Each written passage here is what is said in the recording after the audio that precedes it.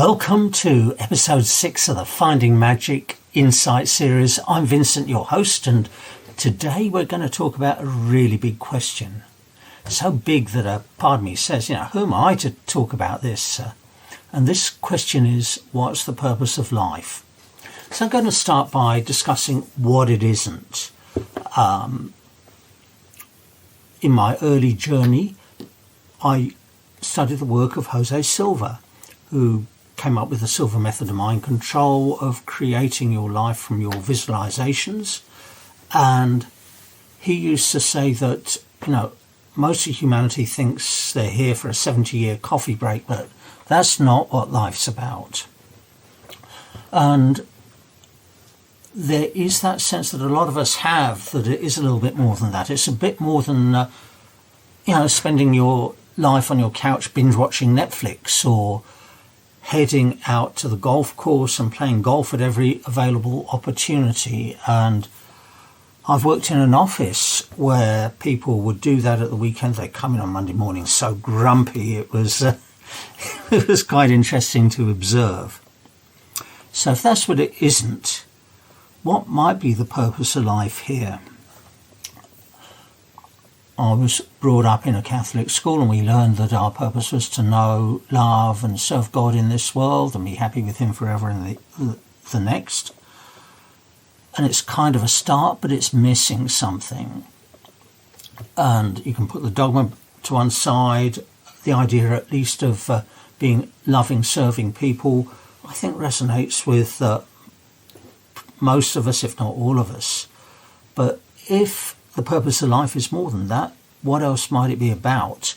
And the guy that has expressed this best for me is John DeMartini, who talks a lot about growth and our constant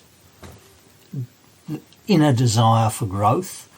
And with growth is bound up greater power as you grow and greater love as you grow. So it's all bundled up in there. Well, growth will improve us in a few ways. It'll give us some greater capabilities as we learn more skills and we're able to take on greater and greater challenges, and therefore create better and better end results. Growth will also increase our capacity, how much we can handle, how much we can take on. As we grow, we're able to do things faster, we're able to enroll people to help us in what we're creating. And growth will lead us to a greater sense of inner power, a greater sense of significance. That shows up as a greater sense of confidence. And so with this additional confidence, we're also able to improve our relationships and serve better. So let's dig into how growth works towards our purpose. Let's take a typical fear, very 20th century. The number one fear is public speaking. They used to say that until we had mobile phones, and now it's about the mobile phone battery going flat with no way of recharging it. But in the old world of public speaking, you would learn to speak in publicly, so that's a skill. And that expands your capability, but it also expands your confidence. And I know this, I did the Toastmasters training, and I remember shivering on stage the first time I had to do a public piece of public speaking. And by the end, you get into a groove, the fear melts away, the shivers melt away, and you can do this very easily anytime. And so growing helps us towards the best version of ourselves, the highest potential version of ourselves. Another aspect of growth is dealing with change. And, change is inevitable. The way of nature is change. We cycle through the seasons, whether it's the conventional 4 seasons or perhaps the 6 seasons that the Australian First Nations people acknowledge in certain parts of the country. In the tropics, there's the rainy season, there's hot seasons, cooler seasons, and so on. But nature's always changing. And with nature comes the cycle of growth and fruiting and then rest over the winter and rebirth. And the same happens with technology. Technology is always changing. Today you're probably listening to this via broadband, but there would have been a time where the only way to get on the internet was to dial up at 56k if you were lucky. And so technology gives us opportunities for growth, but some people will look at the technology, they'll look at AI and they'll say, oh no, that's far too hard. And that's one of the ways we react to it. We can go into denial. I'm not going to engage with this new technology. For me, I barely know how to work one of these smart TVs because they do take a lot of time. So we can resist. We have a lower consciousness and ego that wants to stay safe, wants to stay in its comfort zone, wants to avoid expending effort to change things, to learn new skills, avoids growth. But our higher consciousness, our superconsciousness, it embraces change and it sees opportunities there.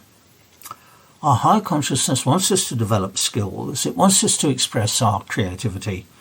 It wants us to find and explore new relationships. And it wants us to share the outcomes with our communities and with the world.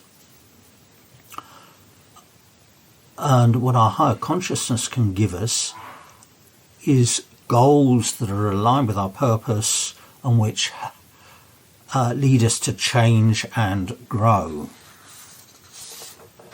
So if we say the purpose of life is growth and growth in love, that's quite generic. And so we will each have an individual expression of that. It may come through as a form of creativity, through artwork, through music, through building, whatever. It may be a form of service. We may volunteer our time. We may help a particular charity. We may create a charity. And it may be a form of beingness, how we show up. And there is a way to find our individual path from higher consciousness.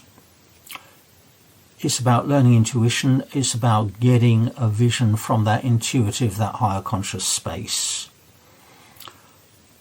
And we can do that. And when we have a vision, the vision's nice, but there are end results in that vision that are them being called by our higher consciousness to create. And so we form those end results into choices across all areas of life, because as one choice progresses and we grow, so our other choices in our other areas of life become easier, and we can create those end results as well.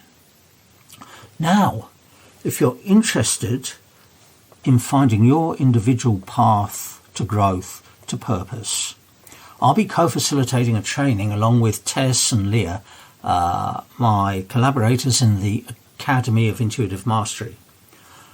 And that training will guide you to create your heart vision through learning intuition, and it will guide you to create choices, to create what you see in that vision. It also includes training in structured intuition, the basic skills that you'll need to create the heart vision. And you can find the details on my website, vincentgmailing.com/events. And I'll put that link in the podcast description as well. So just to wrap up and summarize, My view is that our generic purpose is, as John D. Martinez expressed it, to grow and to grow in love. And as individuals, we do that by engaging our higher consciousness, by creating a vision from that place, creating choices and outcomes, and then going ahead and actually physically creating what's in those choices, those goals. And it can be in areas that are creative, it can be in our relationships, our beingness, our service to the world community, and what we might need to support all that. So that's it for today. Thanks for listening. I hope to connect with you down the track, whether it's in a training, whether it's through meeting you one way or another, or whether it's just on social media, somewhere like that, messaging. And wherever you are in the world, I hope you have a wonderful day or a wonderful evening and night.